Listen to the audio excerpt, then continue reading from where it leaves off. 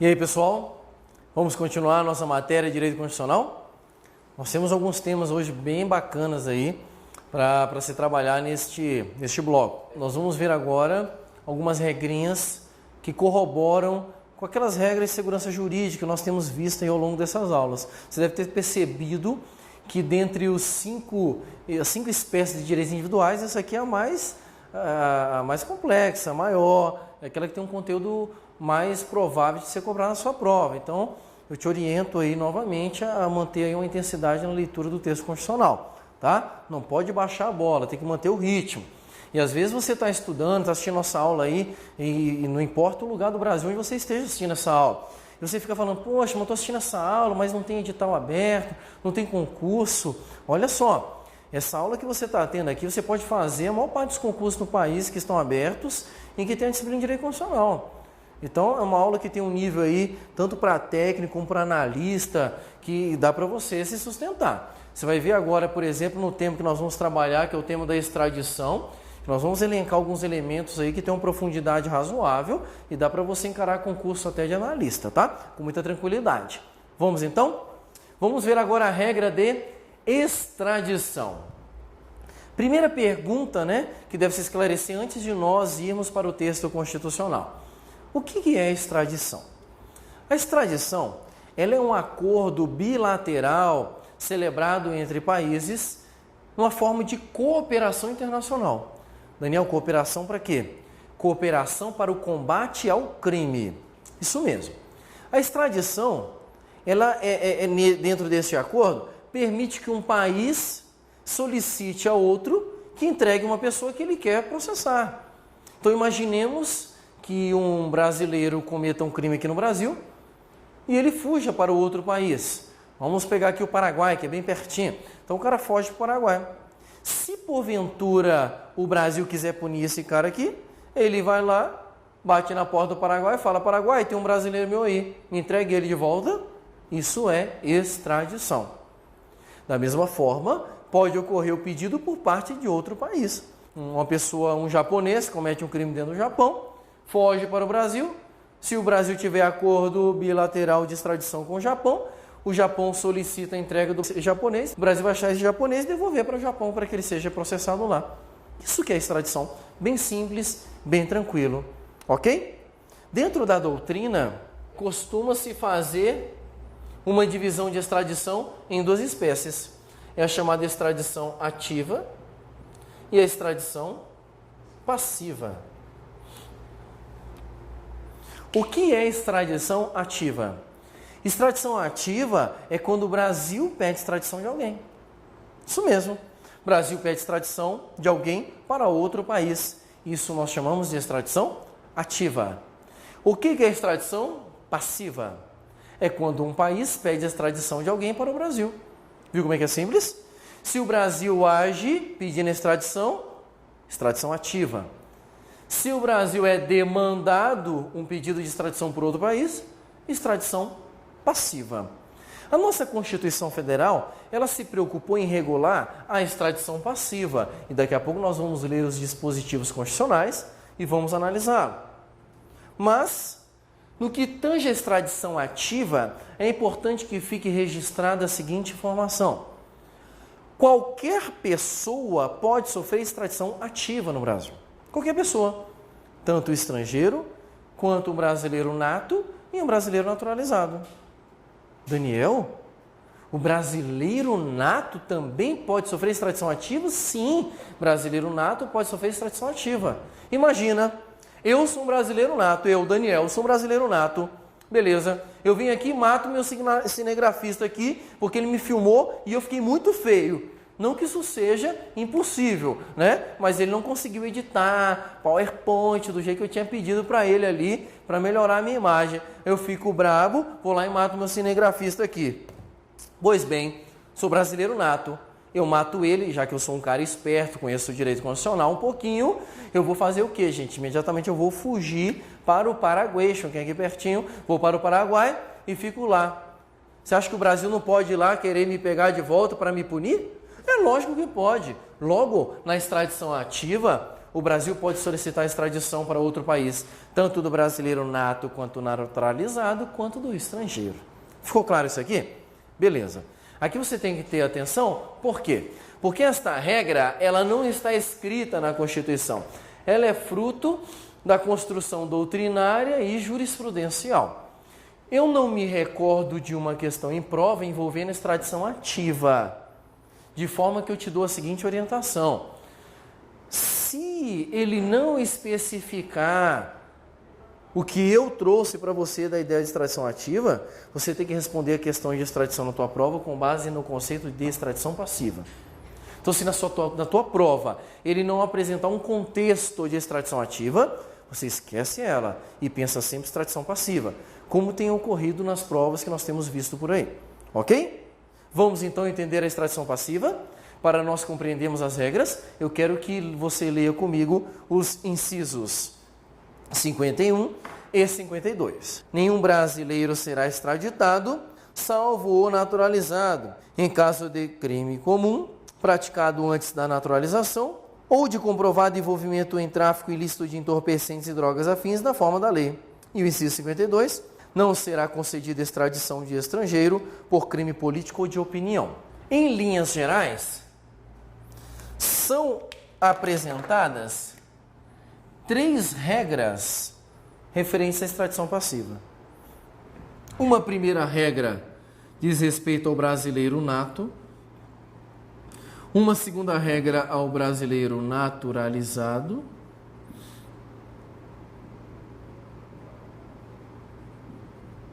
E uma terceira regra ao estrangeiro.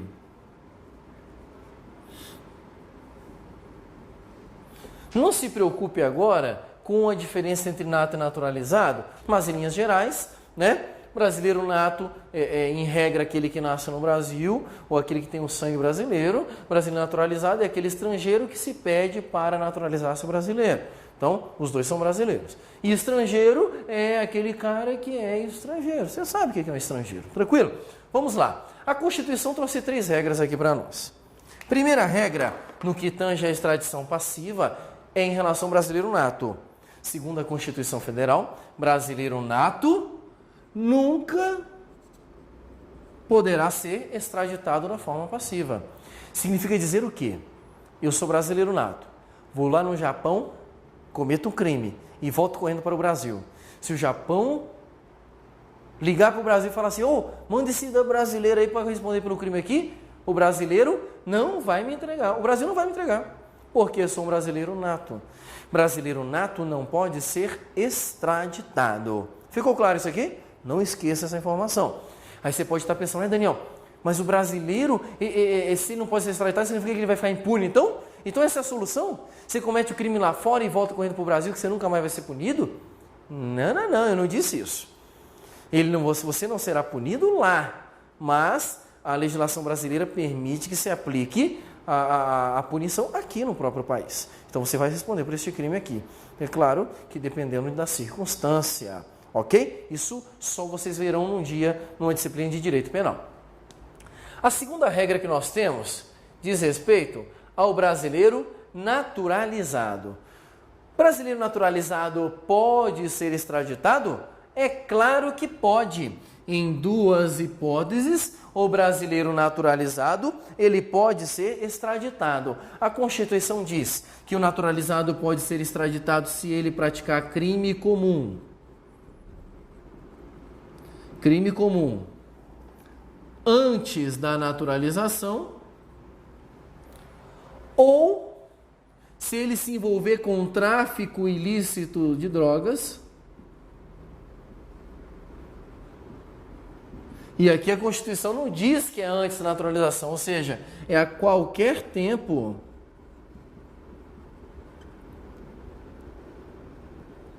A qualquer tempo em que ele se envolva com tráfico, ele pode ser extraditado. Então, nós temos a seguinte regra para o brasileiro naturalizado. Se ele pratica crime comum e este crime comum foi praticado antes da naturalização, ele pode ser extraditado. E se ele pratica tráfico de drogas, se for comprovado esse envolvimento, a qualquer momento ele poderá ser extraditado. Ficou claro isso aqui? Tranquilo? Esta regra você não pode esquecer em prova, porque ela é aquele tipo de questão que não cai em prova. Despenca em prova. Então, muito cuidado com isso aqui. E o estrangeiro? Qual que é a regra estrangeira? O estrangeiro pode ser extraditado? É lógico que pode. Aliás, deve ser extraditado. Estou brincando, gente. Ser estrangeiro naturalizado, fica tranquilo. Estou só uma brincadeirinha. Estrangeiro, então, pode ser extraditado. Beleza, pode ser extraditado. Com exceção de duas situações. A Constituição diz que o estrangeiro pode ser extraditado, mas apresentou duas situações em que ele não poderá ser extraditado. A regra é que pode, mas ele não deverá ser extraditado se ele estiver sendo perseguido por crime político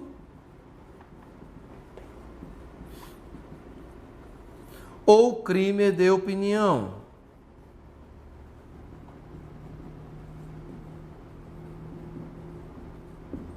Crime político ou crime de opinião. O estrangeiro veio para o Brasil porque está sendo perseguido por crime político, ele vai receber do Brasil aquilo que nós chamamos asilo político, ele não será extraditado. Nós já vivenciamos algumas situações aí envolvendo essa regra de extradição, como por exemplo a extradição daquele italiano Battisti. Então, brasileiro nato nunca poderá ser extraditado, naturalizado só no caso de crime comum antes da naturalização, ou do envolvimento com tráfico de drogas a qualquer tempo. E no caso do estrangeiro, ele pode ser extraditado, desde que não seja por crime político ou crime de opinião. Beleza? Aqui eu quero chamar a atenção para uma questão que eu achei linda de prova, questão maravilhosa, que envolvia só um detalhezinho. Olha só que caiu na prova. Nenhum brasileiro nato poderá ser extraditado, salvo no caso de envolvimento com um crime comum antes da naturalização, ou com tráfico de drogas a qualquer tempo. Certo ou errado essa questão? Certo ou errado essa questão? Essa questão está errada. Você viu o detalhezinho sutil que apareceu na prova? Essa questão, cara, foi muito fantástica. Ele falou, nenhum brasileiro nato pode ser extraditado salvo... Opa! O brasileiro nato não tem exceção. Ele não pode ser extraditado de forma alguma. Ok? Outro cuidado que você deve ter é que caiu uma vez em prova assim. Nenhum brasileiro pode ser extraditado. Ok? Nenhum brasileiro pode ser extraditado, salvo no caso de crime comum ou envolvimento com tráfico de drogas. Certo ou errado? Nós temos aí a situação. Nenhum brasileiro pode ser extraditado? Claro que pode. Nós temos o brasileiro naturalizado que pode ser extraditado. Então, cuidado com esses detalhezinhos que podem mexer com o texto constitucional. Beleza? Eu quero aqui trazer umas informações acessórias no que tange a extradição, até porque eu costumo acompanhar os alunos nos concursos, né? E geralmente a gente, aqui do Alfa, a gente viaja com os alunos, a gente vai fazer a prova com os alunos, para que o aluno se sinta seguro, para ele saber que nós do Alfa Concurso estamos junto com eles. Eu particularmente vou lá só para fazer a minha parte de Direito Constitucional, porque eu fico ansioso, eu não consigo esperar até a segunda-feira para saber se tudo que eu ensinei estava na prova. Quando eu sento na cadeira, primeira questão de Direito Constitucional, me perguntava assim...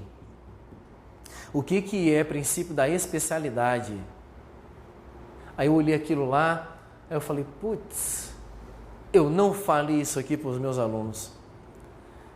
Eu fui tomado de um vazio tão grande que a minha vontade era sair correndo. Como caiu na prova uma questão que eu não falei em aula? Aquilo me revoltou. Então, por esse motivo, nós tivemos que aprofundar um pouco mais o estudo da extradição, porque a extradição é regida por alguns princípios que estão aí na órbita constitucional até na órbita internacional. E o primeiro princípio que eu agora quero compartilhar com você é exatamente esse, princípio da especialidade. Primeiro princípio que rege as regras de extradição no direito brasileiro. O que é o princípio da especialidade? Esse princípio diz o seguinte... Uma pessoa só poderá ser extraditada a pedido de outro país para ser punida por aquele crime pedido no pedido de extradição. Me explico melhor. O Japão pediu a extradição de um japonês pela prática de homicídio. Se o Brasil concordar em extraditar esse japonês só poderá ser punido por homicídio. Esse é o princípio da especialidade. A punição dele no país dele está vinculada obrigatoriamente ao crime que embasou o pedido de extradição. Ok? E isso é por um motivo muito simples. Existem situações típicas que é crime num país, mas não é crime no Brasil. E neste caso, o Brasil não extradita, porque o Brasil está vinculado a outro princípio que rege a extradição, que é o princípio da dupla tipicidade. O que significa este princípio? Para o Brasil extraditar, tem que ser crime lá e crime aqui. Teremos aqui a situação? Então imaginemos o Japão pedir assim, fala assim, me extradita esse japonês aí, porque ele adorou outro Deus, imaginando ali que o Japão tivesse uma religião oficial e fosse crime adorar outro Deus. Compreendemos a situação da gravidade? Se o Brasil nós temos liberdade religiosa, não tem problema nenhum para o japonês adorar outro Deus. Não é crime aqui adorar outro Deus. Logo, o Brasil não vai extraditá-lo. Por esse motivo que estes dois princípios eles vão atuar de frente nas regras de extradição. Primeiro, o princípio da especialidade. O país está vinculado a cumprir, a aplicar a pena do pedido de extradição. E princípio da dupla tipicidade. O Brasil só extradita se for crime lá e aqui. Perfeito? Aí nós temos um detalhe sobre o pedido de extradição, fruto de uma questão no Supremo Tribunal Federal, que eu não vi ainda, mas eu sinto assim que pode vir a cair em prova, dentro daquela política de dificultação que a gente está vendo nos concursos públicos aí. Beleza, é o seguinte, imaginemos um pedido de extradição vindo do japonês lá, aí o Japão pede a extradição para o Brasil e fala assim, extradita fulano de tal, porque esse cara praticou um homicídio aqui no Brasil, aqui no Japão. Aí o Brasil, beleza, praticou homicídio, ok. Ok, beleza, vai extraditar. Só que quem fez o pedido foi o estagiário. Ele sempre esquece de fazer alguma coisa. Quando o estagiário foi revisar o pedido, ele percebeu que além do crime de homicídio, o japonês tinha praticado mais outros 48 crimes no Japão.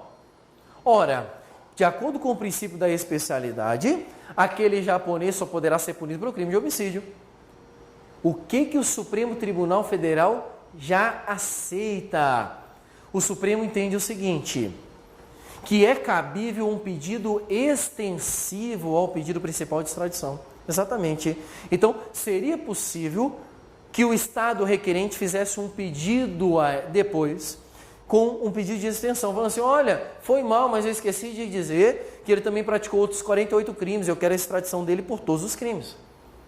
Desta forma, o Supremo admite que seja feita a análise dos outros crimes e que extradite ele caso se preencha os demais requisitos previstos em lei. Ok? Então não esqueça da possibilidade do pedido de extensão. Tranquilo? E uma última questãozinha que eu achei muito legal, que já caiu em prova, né? Imaginemos uma pessoa que tem dupla nacionalidade. Nós vamos ver que essa hipótese é permitida. Então o camarada ele é brasileiro e, por exemplo, italiano. Né? Tipo o meu monitor que está aqui na sala. Ele tem dupla nacionalidade. Ele é brasileiro e italiano. Imaginemos que ele, inclusive, né, queria contar essa particularidade dele. Ele está no Brasil hoje porque ele fez algumas cagadas lá na Itália, não é verdade? Ele fez alguma besteira. Então imaginemos que ele foi lá na Itália, comete o crime e foge para o Brasil. Pergunta de prova. Ele poderá ser extraditado ou não? O que você acha? Ele poderá ser extraditado ou não? É lógico que não. Ele não será extraditado. E por que não será extraditado? Vai prevalecer na questão, na regra de extradição, a sua nacionalidade originária brasileira. Já que ele tem dupla nacionalidade, com certeza a Itália vai compreender perfeitamente que ele não poderá ser extraditado. Tudo bem? Ficou claro isso aqui? Estas são as regras de extradição que eu acho assim um prato cheio para a sua prova. Decore essa tabelinha aqui, né? Que isso aqui é perfeito para ser cobrado em sua prova. Beleza?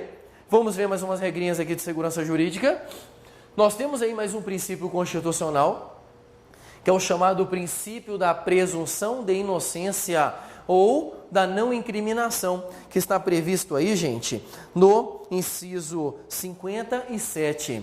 Este também é chamado pela doutrina de princípio da não culpabilidade. Olha o que diz: ninguém será considerado culpado até o trânsito em julgado da sentença penal condenatória. Este inciso diz respeito exatamente àquela chamada presunção de inocência. Até que se prove o contrário, todo mundo é inocente. Até que a tua mulher tenha provas suficientes que tu fez, tu pulou a cerca, você é fiel, você é inocente. Princípio da presunção de inocente, presunção de inocência. Enquanto não houver sentença transitada em julgado, você deve ser considerado inocente. Tranquilo? O que eu chamo a atenção para a prova é que na tua prova ele pode colocar este inciso e perguntar o nome dele. Como existem vários nomes na doutrina, qualquer um deles pode ser trabalhados em prova. Beleza? Vamos ver mais um inciso aí? Inciso 58, nós temos as regras de identificação criminal. Identificação criminal. Olha que inciso interessante. O civilmente identificado não será submetido à identificação criminal, salvo nas hipóteses previstas em lei. Esta lei que ele se refere aqui é a chamada Lei 12.037, que é a Lei de Identificação Criminal. Daniel, não entendi muito essa regra. O que é civilmente identificado? Gente, civilmente identificado é você que tem uma identidade. Se você tem uma identidade, significa que você já foi identificado no mundo civil. Você já colocou o dedão lá. Existe um cadastro onde você faz parte. Tranquilo? Então, se você, porventura, for pego cometendo crime, a polícia te prender e você mostrar a identidade, significa que você está sendo civilmente identificado.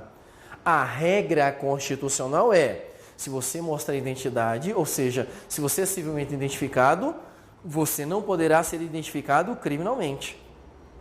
E o que é identificação criminal?